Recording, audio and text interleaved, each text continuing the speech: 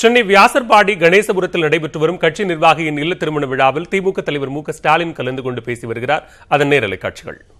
பிறகு முதலமைச்சராக பொறுப்பேற்று இருக்கக்கூடிய எடப்பாடி பழனிசாமி அண்மையில் உலக முதலீட்டாளர் மாநாடு நடத்தினாங்க.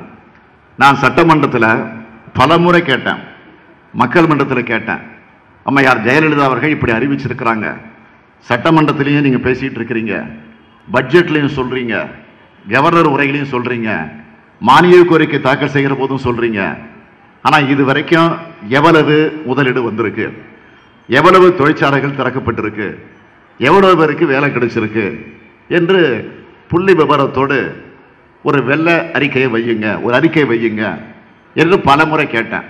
ஆனா இதுவரையில் அவர்கள் வைக்கல. இப்ப அண்மையில் ஒரு மாநாடு, அந்த மாநாட்டை நடத்தி 2 நாள் அதே போல ஜெயலலிதா எப்படி எல்லாம் நடத்தினாங்களோ அதை விட கொஞ்சம் அதிகமாகவே செலவு பண்ணி அதுக்காக பல கோடி ரூபாய் விளம்பரம் கொடுத்து ஒரு மாநாடு நடந்துச்சு.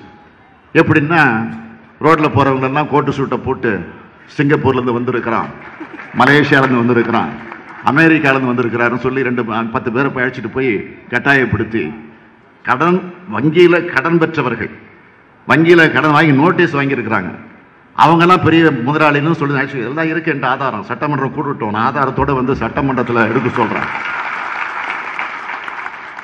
ஆக அம்மையாரை விட நாங்கள் அதிக அளவுக்கு முதலீடு வாங்கிட்டோம் சொல்லி 3 லட்சம் கோடி ரூபாய் 3 லட்சம் கோடி ரூபாய் நாம் முதலீடு வாங்கியிருக்கிறோம் அப்படின்னு ஒரு அறிவிப்பு வெளியிட்டு இருக்கிறாங்க.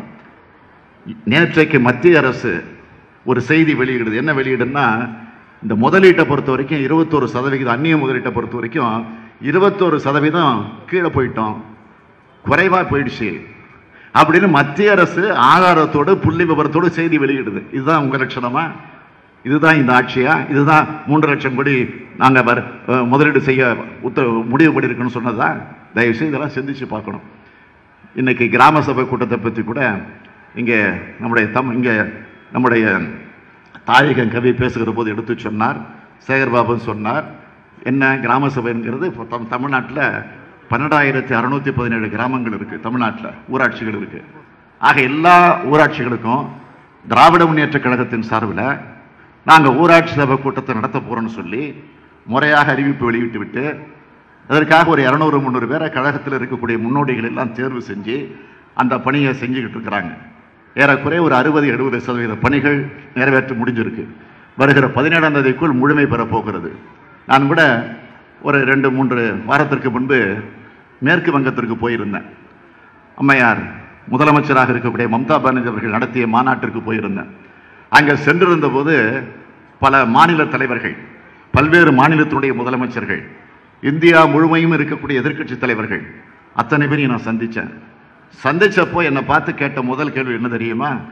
எப்படி நீங்க இந்த கிராம சபை கூட்டத்தை நடத்துறீங்க, எப்படி உங்களால் முடிகிறது என்று சொன்னப்போ நான் சொன்னேன், திராவிட முன்னேற்ற கழகத்தை அண்ணா உருவாக்கிய நேரத்தில் ஒரு கட்டமைப்போடு இந்த இயக்கத்தை ஏற்படுத்தி தந்திருக்கிறார்கள். இந்த கட்டமைப்பு என்பது தமிழ்நாட்டில் அல்ல, இந்தியாவில் அல்ல, உலகத்திலேயே எந்த கட்சிக்கும் இல்லாத அந்த சிறப்பு திராவிட முன்னேற்ற கழகத்திற்கு இருக்கிறது. எனவே அதன் மூலமாக இதை நாங்கள் நடத்தி கொண்டிருக்கிறோம் என்று சொன்னப்போ அத்தனை பேரும் பாராட்டினார்கள், நம்மை பெருமைப்படுத்தி பேசினார்கள். ஆக அந்த நிகழ்ச்சி நடத்திக்கிட்டு இருக்கிறோம். மிகப்பெரிய அளவில் அது ஒரு பெரிய மக்களை போய் சென்று அடைந்து கொண்டிருக்கிறது. அந்த சென்று அடைந்து கொண்டிருக்கக்கூடிய நேரத்தில் மக்கள் சொல்லக்கூடிய கருத்துக்கள் எல்லாம் கூட சில நேரங்களில் தொலைக்காட்சிகளை நீங்கள் பார்க்குறீங்க, நேரடியாக ஒளிபரப்பப்படுகிறது. ஆக அதெல்லாம் என்னென்ன பேசுகிறாங்கிறது உங்களுக்கே தெரியும், அதிகம் சொல்ல வேண்டிய அவசியம் இல்லை. ஆகவே மத்தியிலே நடந்து கொண்டிருக்கக்கூடிய பாசிச மோடி ஆட்சியை வெறுக்கிறாங்க. அதே போல எடப்பாடி ஆட்சி, மோடியை பொறுத்த வரைக்கும் பொய் சொல்லியே பிரதமராக வந்தவர். இங்க இருக்கக்கூடிய எடப்பாடி சசிகலா காலில் விழுந்த முதலமைச்சராக வந்தவர்.